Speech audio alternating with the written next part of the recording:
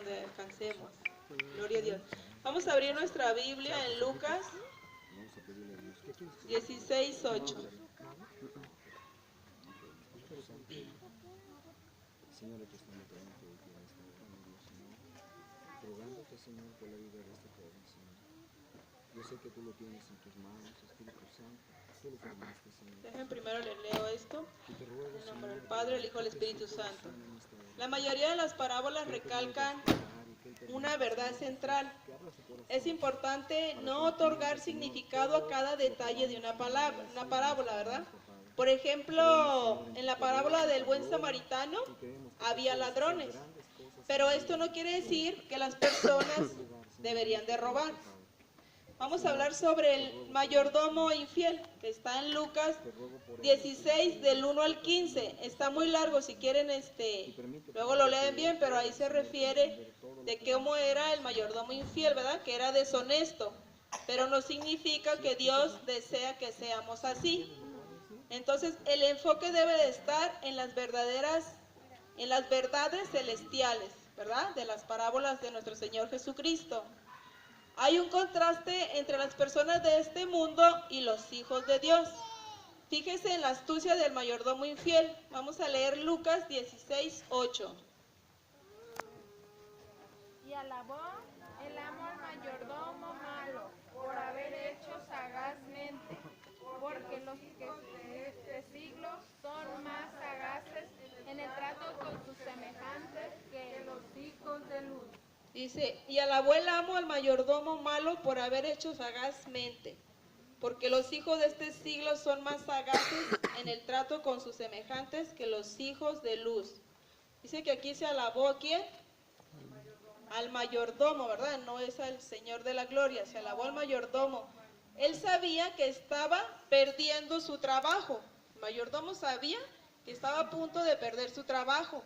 Así que desarrolló un plan para poder subsistir en el futuro. ¿Y qué hizo? Dice que llamó a aquellos que le debían dinero a su amo y redujo su deuda en forma significativa.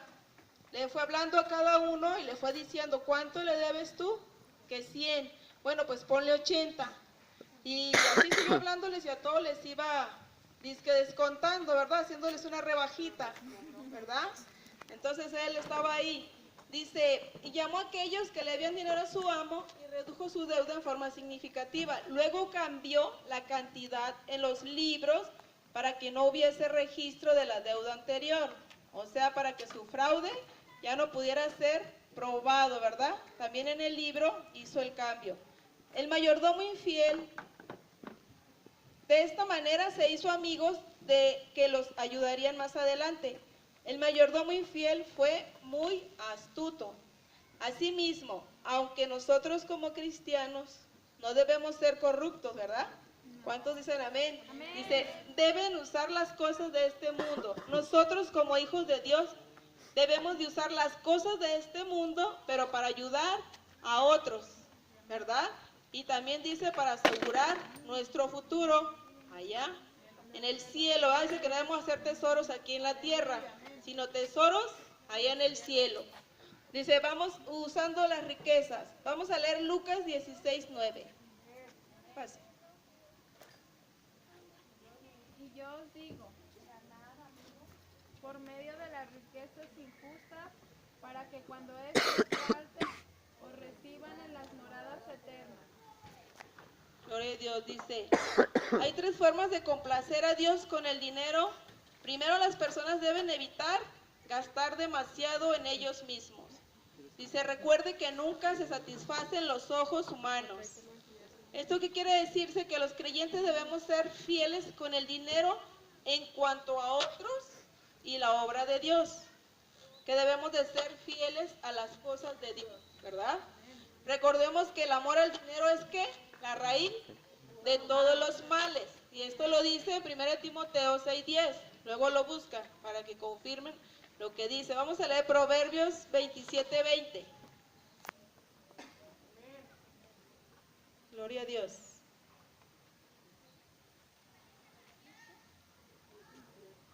Proverbios 27:20.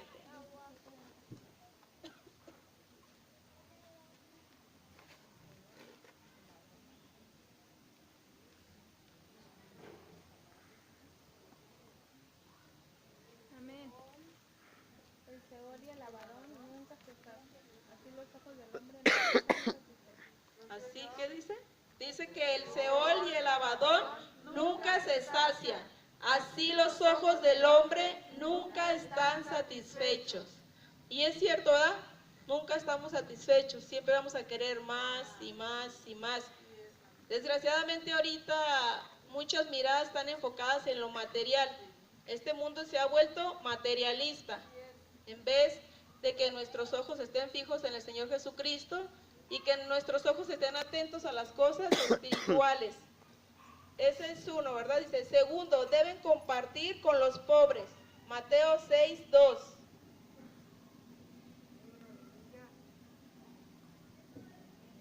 Como hijos de Dios tenemos que dar al que menos tiene, ¿verdad? Cuando pues des limosna, no hagas tocar trompeta delante de ti, como hacen los hipócritas en las sinagogas y en las calles, para ser alabados por los hombres. De cierto os digo que ya tienen su recompensa.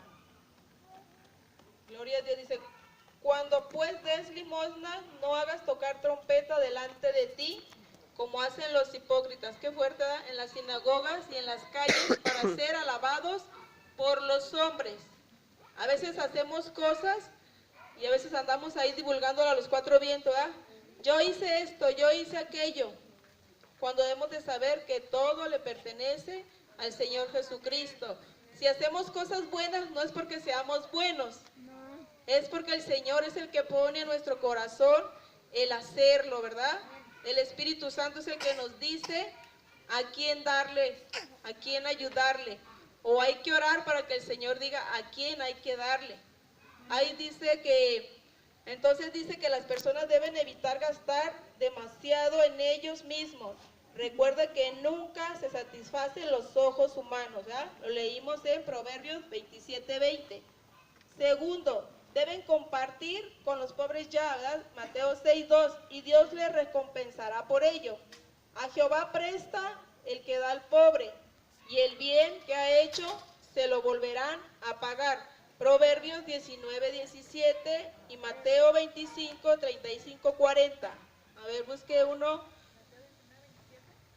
Mateo 25:35-40.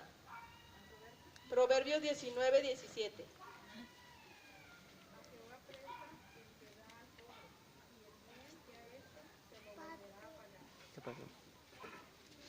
Y ese fue Mateo. Proverbios. Mateo 35-40. Porque tuve hambre y me diste de comer, tuve sed y me diste de beber, fui forastero y me recogiste, estuve desnudo y me cubriste, enfermo y me visitaste, en la cárcel y veniste a mí. Entonces los justos le responderán diciendo, Señor, ¿cuándo te vimos hambriento y te sustentamos? ¿O sediento y te dimos de beber? ¿Y cuándo te vimos forastero y te recogimos? ¿O desnudo y te cubrimos? ¿O cuándo te vimos enfermo y en la cárcel y vinimos a ti? Y respondiendo el rey le dirá, de cierto os digo, que en cuanto lo hicisteis a uno de estos mis hermanos más pequeños, a mí lo hiciste. entonces, ¿sí? ¿Hasta el 42? Al 42. Entonces dirá también a los de la izquierda, apartaos de mí, malditos, al fuego eterno preparado para el diablo y sus ángeles, porque tuve hambre y no me disteis de comer, tuve sed y no me disteis de beber. Gloria a Dios, ¿verdad? Aquí dice, entonces, aquí se refiere a lo que habla en Mateo, ¿verdad? Dice que, entonces el segundo que era, compartir con los pobres, con los que no tienen, ¿verdad? Porque a veces, aunque el Señor decía aquí, el Señor estaba diciendo que, por ejemplo, hay personas, yo conocí a un joven que estaba preso y decía, a mí nunca nadie me visitó. Dice, a mí nunca nadie fue y me llevó un taco. Y a veces aquí afuera donde estamos presos y no vamos y los visitamos. Decía ayer un hermano, una hermana decía que no venían a la iglesia, que nada más cuando tenían problemas muy fuertes. Y el otro hermano decía, entonces sálgase y vaya a llevar usted la palabra. vaya y visite casa por casa y usted tráigalos a ver si van a venir. El que hace la obra, ¿quién es? Es Dios, el Señor Jesucristo, a través de su Espíritu Santo. Depende de cada quien la necesidad. Todos tenemos necesidad de Dios, todos. Pero el que disponga su corazón, dice, yo tengo necesidad, ¿y qué voy a hacer? Voy a ir a ese lugar, o voy a ir a escuchar la palabra de Dios, o voy a buscar un lugar donde yo pueda ser alimentada. Nosotros no podemos traer a las personas a la fuerza. ¿Qué vamos a hacer? Vamos a orar, y a orar por las personas. Y a veces, aunque no veamos a las personas, nuestro deber es estar orando por ellas, para que Dios ponga hambre en sus corazones y estén ahí. Amén. Aunque no veamos nada, sabemos que Dios está trabajando, ¿verdad? Entonces, una forma es, ¿cuál era? La segunda era de compartir a los pobres, ¿verdad? Y la segunda dice que las personas debemos evitar gastar demasiado en nosotros mismos. La tercera forma de agradar a Dios con el dinero es usarlo para la iglesia. ¿Y qué contribuye usarlo para la iglesia? ¿Qué incluye? Los diezmos, la ofrenda, el apoyar a los colaboradores o todo lo que sea relacionado con la iglesia, ¿verdad? Todos los bienes pertenecen a Dios y nosotros como creyentes somos solo mayordomos de las cosas que Dios nos ha dado, que Dios nos ha confiado esas cosas. Entonces debemos ser fieles en las cosas del Señor, ¿verdad? Porque un día cada uno de nosotros vamos a dar cuentas a Dios de todo lo que nos ha dado. Y a veces decimos, no me des tanto, Señor, porque siento que no te voy a poder dar todo yo de mí. Le digo porque a mí me ha pasado, yo he tenido esas luchas de que en cuanto a lo espiritual, Dios me dice que yo le dé más. Y a veces nosotros ponemos barreras, paramos eso. ¿Por qué? Porque, ay Señor, en cuanto más me des, más responsabilidad quiero yo delante de Dios, no de los hombres, sino de Dios. ¿Por qué? Porque Dios me va a pedir cuentas de lo que me está dando, de mi familia y de todo lo que Él me da. Entonces, la tercera forma, ¿cuál es? De agradar a Dios. La iglesia. Usarlo para la iglesia, para diezmar, para ofrendar y para apoyar todo lo que se ofrezca en la iglesia. Es muy importante que diezmemos. Créanme que yo lo tengo por experiencia ya bien reconocido de que Dios es bueno. El día que yo no le doy al Señor, el dinero se vuelve agua. Y eso sí, soy bien celosa del diezmo. Yo le decía ahorita al hermano Fabián, veníamos hablando de eso. Yo le digo al hermano Fabián, usted no se apure, Dios va a suplir todas sus necesidades. Dice uno, no traigo ni un 5 en la bolsa. Pero le dije, tenemos al mero mero. Y Él sabe lo que necesitamos. Le digo, hay veces que yo voy y llevo el diezmo y no traigo ni un 5. Pero no me ha faltado, le dije, porque Dios ha suplido mis necesidades. Y cuando uno le es fiel a Dios, créame que Dios le da hasta que sobre y abunde.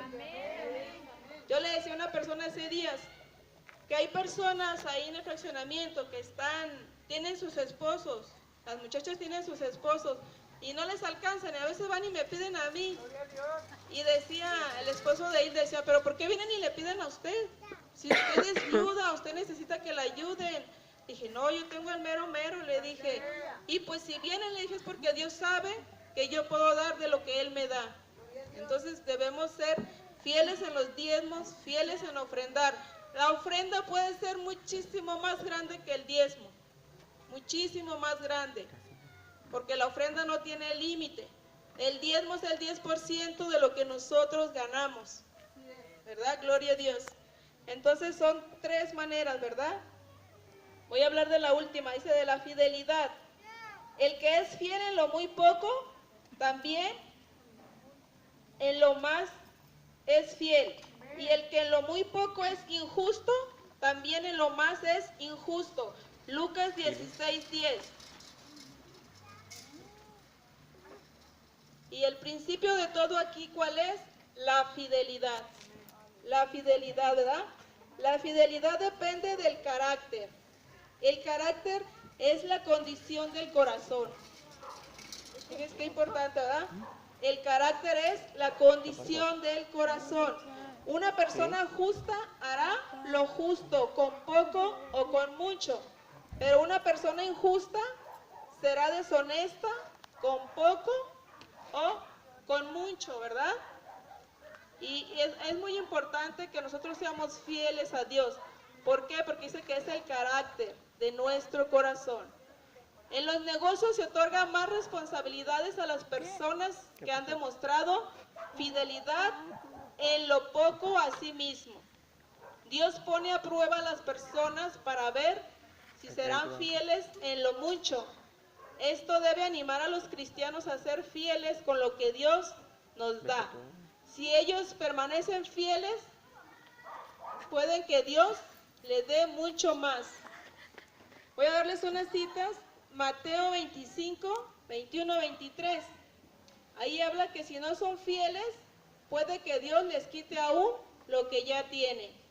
Y Mateo 25, 24 al 28, dice, ahora bien, se requiere de los administradores que cada uno sea hallado fiel. Primera de Corintios 4, 2. Con esto terminamos ahí. ¿Qué dice Primera de Corintios 4, 2?